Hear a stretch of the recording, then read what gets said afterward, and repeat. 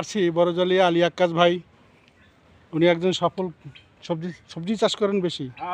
এই আমার এই খালি 12 মাস এই আল্লাহ রাখলে 12 মাসে সবজি চাষ করেন আপনি? 12 মাস। আপনি সবজি চাষ করে কি লাভবান হয়েছেন? আল্লাহ দিয়ে তো আমি সংসার চালাইতেছি না। হ্যাঁ, আমি কোনো ধান ফান করি না, আমি আর এই হ্যাঁ। আমাদের এই আলী আক্কাস ভাই, উনি হলেন একজন সফল সবজি চাষি। উনি ধান চাষ করে না এবং এইটা দিয়ে ওনার পারিবারিক সকল চাহিদা উনি পূরণ করে থাকেন। তা আয় রোজগার বছরে আপনার কত টাকা মনে করেন এই ফসল থেকে এই ফসল বিক্রি করেন? ধরেন 50-60 হাজার। 50-60 হাজার টাকার মতো উনি এখান থেকে শাকসবজি বিক্রি করেন। শুধু এইটা না, এছাড়াও আরও আছে, এর 3টা ফল। 3টা প্লট আছে এভাবে। তার এখানে আর অন্য অন্য জায়গায় আছে, এখানে ওটাও নাকি? হ্যাঁ, ওইটো। হ্যাঁ, এটা পরিবেশি কেন এটা? এইটাও লই। আর ফল বাগান আছে আপনার কোনো এর সাথে? না, কোনো ফল বাগান নাই। তো এটা আপনি বর্গা চাষ করেন না? বাড়িঘর আছে, বাড়িতে আছে, বন্ধক রাখা আছে, বাড়ি বন্ধক রাখা আছে, খাজনা রাখা আছে। হ্যাঁ, ওটি খাজনা তা আপনি এখন কি করতেছেন এখানে? কীটনাশক দিতে আছেন? হ্যাঁ, না, কেন কীটনাশক দিতে আছেন কেন?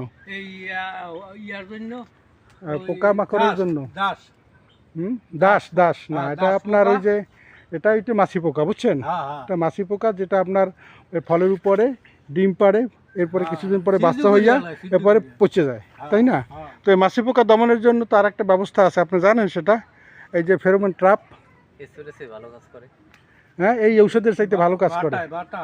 না, ওই যে বাটার ভিতরে তাবিজের মতো দেয়। হ্যাঁ, এইটাই কইছি। হ্যাঁ। ওই যে স্যার, আমি আগলা তাবিজ, হ্যাঁ, ওই আমরা নিজেরা পট সিদ্ধ করি, হ্যাঁ, খাবার বানাইয়া, হ্যাঁ। এটা নাই বহুত দিছি, কিন্তু আমি অন্ত বাটা ব্যবহার করি না। আচ্ছা, বাটা ব্যবহার করা সবচেয়ে ভালো, কারণ এর ভিতরে ঢুকলে আর বের হতে পারে না। আর যে খোলা যদি থাকে তাহলে কিন্তু বের হয়ে যায়। আপনার ওই যে বৃষ্টি বাদলের সমস্যা হয়। তো আপনি এইটা বেশি পরিমাণে আপনার কয়েকটা দেবেন, তা দেখবেন এই যে কীটনাশক নিয়ত দেন, আমরা পরিবেশ দূষণ হয়, আপনার নিজের স্বাস্থ্য খারাপ হয়, আবার এই বিষযুক্ত খাবার তো আমরা খাই। তা আমাদের দরকার হলো আপনাদের বিষমুক্ত নিরাপদ খাদ্য উৎপাদন দরকার, নাকি কি ভাই, আপনি কি বলেন?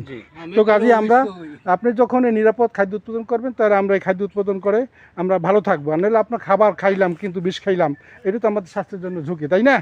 তাহলে আপনি এরপরে কীটনাশক যদি ব্যবহার করেন, সেটা আপনি জৈব কীটনাশক ব্যবহার করবেন, ঠিক আছে? আপনার নিজে নিরাপদ না, আপনি তো মুখে মাস্ক পরেন নাই, হাতে গ্লাভস পরেন নাই, শরীর খালি শরীর, এভাবে কিন্তু স্প্রে করার কিন্তু ভাই নিয়ম না। আপনার মুখে মাস্ক পরবেন, চশমা চোখে দেবেন, তারপরে আপনার হাতে গ্লোভস থাকবে, শরীরে পোশাক ঢাকা থাকবে, আলাদা পোশাক থাকবে, অ্যাপ্রন থাকবে, বুঝছেন? আপনি নিজে যদি অসুস্থ হয়ে যান, তাহলে জাতি কি আপনাকে আপনি সুস্থ ভালো খাবার উপহার দেবেন?